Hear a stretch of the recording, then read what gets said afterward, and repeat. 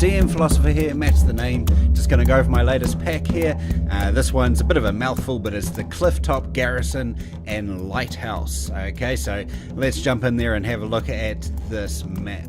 Alright, so this is the basic map. Here is the Clifftop Garrison.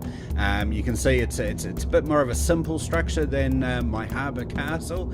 There's a couple of little watchtowers here and a couple of main buildings, some wagons and supplies and something like that. The area is surrounded by forest and a path sort of leads out to the forest. We have a cliff here with treacherous rocks. There's rocks littered throughout the bay waters. So obviously they need a lighthouse so that ships can steer clear of there. So we've got the lighthouse here. To get to that lighthouse, you obviously need to head through this Clifftop Garrison and head down these sort of treacherous stairs and over these bridges and then up these stairs to where the lighthouse is. The perspective of the point of view shots help establish the heights and the scope of that cliff there as well.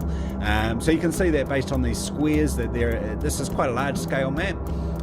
We've definitely keep the detail as you get in closer, so there's no worries about actually utilizing all of that space, whether it's a sneaky approach in or sneakily boating in here and then finding a way to the lighthouse because that has something that the adventurers want. I don't know, DMs tell stories, I just can make maps. Alright, so anyway, that's the gridded map.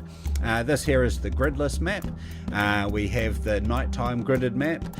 You can see that all of this sort of way down is gridded so that you can keep track of battles on treacherous paths and so on like that.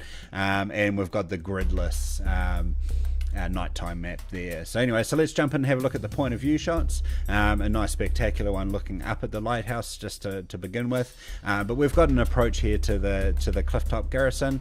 As we sort of head in, we can see the layout of the buildings, the wagons in the background.